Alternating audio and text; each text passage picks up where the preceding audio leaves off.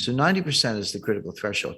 The US is at 131%, highest in history, which means we are well past the point where you can borrow your way to growth or you can borrow your way out of a debt crisis. And we were heading for a debt crisis. So the way it works is raise interest rates, tighten money, reduce the balance sheet, et cetera, get unemployment up. It doesn't sound like a desirable goal, but that's what it takes. And that's what happened in 1982. Get unemployment high enough so people are buying hamburger instead of steak. They're buying, whatever's the least expensive thing on the shelf, day-old bread instead of new bread, or they're not buying gasoline because they're not going to work, et cetera. That will bring prices down, but at a very high cost, which we just talked about, which is high unemployment and lower productivity. Meanwhile, the U.S. debt keeps going up. We haven't really talked about the debt. That part of it looks like 1981. But if you throw in a global financial crisis, then it starts to look more like 2008.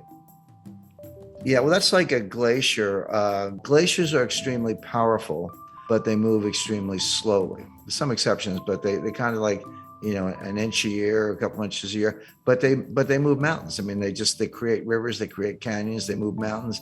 They're extremely powerful, but slow. That's a good metaphor for the impact of debt. And when I talk about debt, in particular with the United States, but you can apply this to any country, I focus on the debt to GDP ratio, because you can't really talk about debt in isolation without thinking about the capacity to pay the debt. And a simple example, if you have a $50,000 balance on your credit card and you're making $30,000 a year and trying to pay rent in New York, et cetera, good luck. You're probably going to go bankrupt or at least default on that card. But if you owe $50,000 on your credit card, but you're making $5 million a year, it's, you just write a check. It's no big deal. My point is, you can't look at a $50,000 debt and decide if it's a problem or not unless you compare it to the income. And if it's too low, it's a problem. And if the income's high, not a problem. So that's why you use the debt to GDP ratio. The US just hit $31 trillion in national debt. That is national debt, almost all of it in the form of US Treasury securities, not all of it. There are other obligations, but mostly US Treasury securities. Well, is that a problem or not? Well, one way to answer the question is compare it to GDP, do the ratio. The answer is that ratio is now a little over 130%. What was it in 1980 when Ronald Reagan was elected? The answer is 30%. 30% is completely comfortable. That's like the person with the $50,000 debt who's making millions. No big deal. 30% is comfortable. 50%, yeah, getting up there.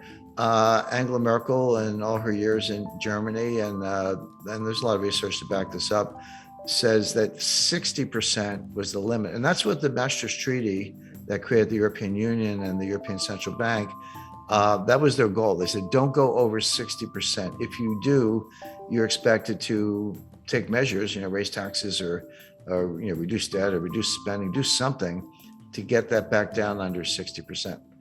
If you say, what's the critical threshold where, water turns to steam, or, water turns to ice, or something changes in such a way that it's not the same. It's radically different, but it happens very quickly. The best research says the answer is 90%. And this comes out of, Ken Rogoff at Harvard, also Carmen Reinhart, who's now the chief economist at the World Bank. But they've looked at hundreds of cases over hundreds of years. And I like that because it's not just, kind of cherry picking data. Developed economies, developing economies, economies that issue debt in their own currencies, ones that issue debt in other currencies, principally US dollars, et cetera. So, a wide variety of case studies. And they show that when your debt to GDP ratio goes over 90%, your multiplier of additional debt goes below 1. So just to put that in context, at 30%, if I borrow $1 and spend $1, I might get $1.30 of growth. Assuming you spend it wisely, that's a big condition. But you borrow $1 and spend $1 and get $1.30 of growth. Okay, the debt was productive if you put it to good use. But that $1.30 gets smaller and smaller. As you get closer to 90%, it goes to $1.20, $1.10, $1.05. Past 90%, roughly, You borrow a dollar and you spend a dollar and you only get 95 cents of growth. You don't get your dollar back in terms of GDP. And then 90% and 85%, et cetera. So 90% is the critical threshold. The US is at 131%, highest in history, which means we are well past the point where you can borrow your way to growth or you can borrow your way out of a debt crisis. And we were heading for a debt crisis. Now, Stephanie Kelton, she's the big brain of modern monetary theory. She's a professor at State University of New York. She says it doesn't matter. That they always point to Japan. Japan is at 280%, way past any member of the peer group. China's probably higher. China's a little more opaque because they are, but also they don't have as much national debt. If you look at the national debt to GDP, it's modest, but they have an enormous amount of provincial debt, and the banking system is owned by the government or controlled by the government. So when you throw in the bank debt, the state-owned enterprises, the provincial debt, and the government, so that's the real national debt. Stephanie Kelton says it doesn't matter because you're borrowing in your own currency. So if you're Argentine and you borrow in dollars and you print pesos, how are you going to pay the dollars back unless you have, huge trade surpluses, which they don't. So they just default. Argentina is a serial defaulter and everyone expects that. If you borrow in dollars and you print dollars, which the United States does, they're like, what's the problem? Just print the dollars and pay the money back. Well, that's true. If you print dollars, there's no reason to default on dollar debt because you actually can print the money and buy the bonds. But it doesn't mean nothing else bad happens. What about inflation or hyperinflation? What about the foreign exchange rate? The exchange rate can collapse.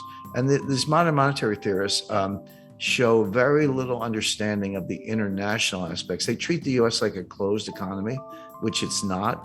I mean, if it were a closed economy and we didn't have to worry about trade deficits, trade surpluses, capital flows, exchange rates, foreign credit, China owning $1 trillion of US Treasury securities, which they do. If you didn't have to worry about any of that, I think they'd probably still be wrong, but they'd have a better case. But you do. And they're just not very knowledgeable about any of those things. But you can think of exchange rates as a conveyor belt. Exchange rates are one way the problems go from one country to another, or good things can go from one country to another, depending on whether your exchange rate is going up or down, the impact on terms of trade, et cetera. But they completely ignore all that. They also ignore the role of commercial banks. They just look at the Treasury and the Fed and look at money supply, but like kind of M0, but don't understand how commercial banks create M1 and they do their own thing. They're not on as short a leash as they seem to think. But if you read Stephanie Kelton's book, The Deficit Myth, she says, well, we don't really need a bond market, U.S. bond market. We only have a bond market as a favor to investors because it gives them a place to put their money. But why have, he said, you have government spending. So the Treasury borrows money by issuing bonds, and then the Fed monetizes the bonds by buying the bonds, and that gives the Treasury the money to pay the bills, et cetera. She says, do away with all that. Just give the Fed, wire instructions for Lockheed. And if you need 5 F-35 fighter jets, order them and just send the money right to Lockheed. Why do you need a bond market?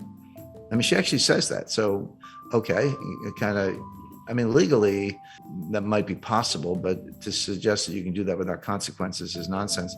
And then you say, what about inflation? Their view is as long as there's excess capacity and unmet needs, et cetera, you're not going to have inflation because there's a lot of slack in the economy. That's a legitimate debate. But they say when inflation happens, raise taxes. And then, by the way, they also say you don't need a tax system because if you can just print the money, why do you have to collect taxes? And their answer is, we collect taxes to redistribute income. Okay, well, at least they're honest. I mean, that's the kind of socialist model, but they're honest about it. But it's important to bear in mind that Stephanie was the principal economic advisor to Bernie Sanders in 2016 and 2020. And Bernie Sanders today is the chairman of the Senate Budget Committee, controls the purse strings. So coming out of Congress, and Biden's kind of a cipher. He's barely aware of his own existence. So Sanders is in a powerful position, and she's she's the Bernie whisperer, so to speak, who's behind all this. So if you ask the typical member of Congress, can you define modern monetary theory? They'll look at you funny. They've either never heard of it or they certainly don't know what it means, MMT, But they're acting in accordance with modern monetary theory. Whether they know it or not doesn't matter. The actual behavior of the Congress, and again, just go back to COVID 2020, because we talked about the debt to GDP ratio. So in around May or June 2020, Trump put through a $2 trillion COVID relief package, and that was when the Paycheck Protection Plan, that was $800 billion, and everyone got the $1,200 check, et cetera, et cetera. And then at the end of December, at the very end of the Trump administration, they did another $1 trillion almost. And that's when everyone got the $600 checks. And now you're up to $1,800. By the way, those checks, that is helicopter money.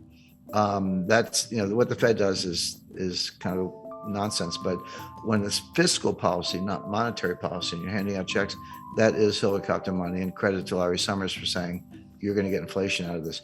Well, Biden comes into office in January 2021, and he's like, not to be outdone, he did his own COVID relief package. That was another $2 trillion. And that's when we all got the $1,400 checks. They just handed them out. And then later that year, they did the $1 trillion infrastructure package. And then just to top it off, what did we get recently was the just under $1 trillion Green New Deal. I call it the Green New Scam. Well, and the baseline budget deficit, before everything I just described, the baseline budget deficit was about $1 trillion a year.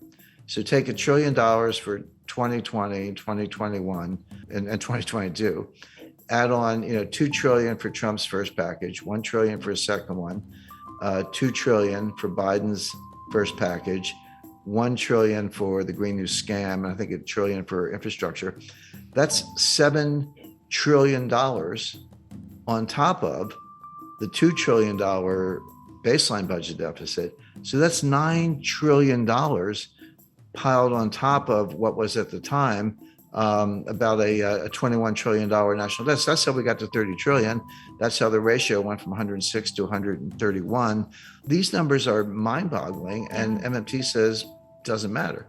But it does matter, and it shows up the way I described earlier, which is it slows growth. You don't get growth. So best case for the U.S. is very slow, weak growth, which we saw from 2009 to 2019. Worst case is you throw a recession on top of that, which we're heading for, and the U.S. will be in fiscal distress.